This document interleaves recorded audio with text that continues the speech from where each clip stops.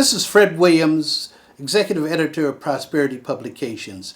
This week's commentary will be about a debate or a forum that took place over at the Carver Library this past Saturday.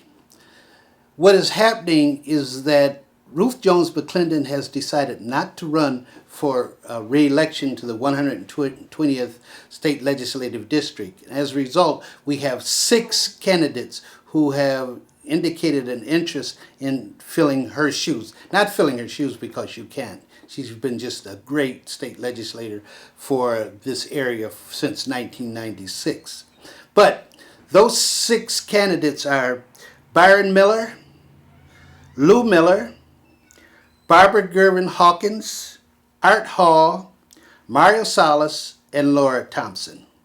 So what we did is we set up a forum for them to come in and share with the local folks in the area their plans and how they would fill the shoes of Ms. McClendon. We had 3 panelists that asked them questions. They were Dr. Richard Gambetta, Professor Margaret Richardson, and businessman in the community, William Johnson.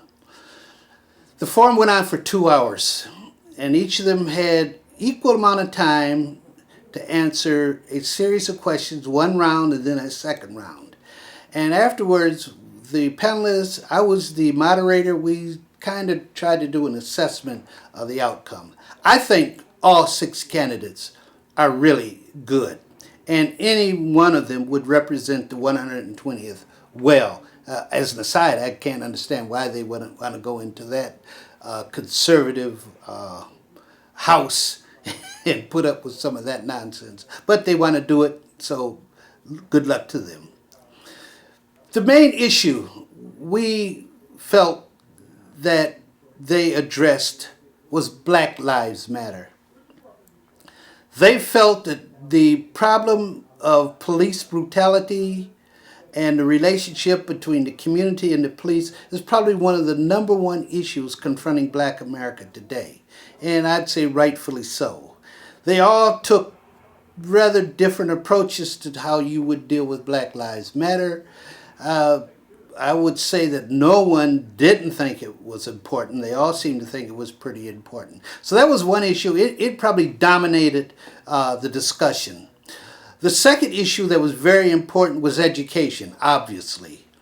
And they all took the position that the state legislature has to do more, has to allocate more money to the public schools, and put a greater investment into those schools to improve the condition. And of course, the third issue was economic development. And that's always going to be an issue when you're talking about an underdeveloped Black community. And I would say that they all felt that economic development was of great importance and that the state legislature would have to do something to make sure they get more money into that particular legislative district. Overall, I think they all had now given an opportunity to present to the community their positions.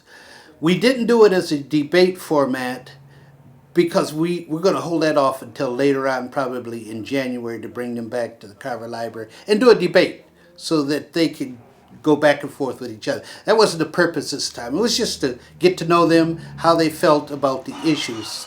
So I would say that all in all, it was probably a very, very successful forum. I was really pleased. That library was packed, and it just shows that the people over in the 120th are concerned about what's going to happen in that district. And also, it showed a tremendous interest in politics.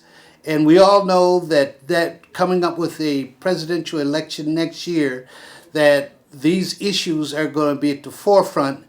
And of course, the other big one is going to be, as we know, after France.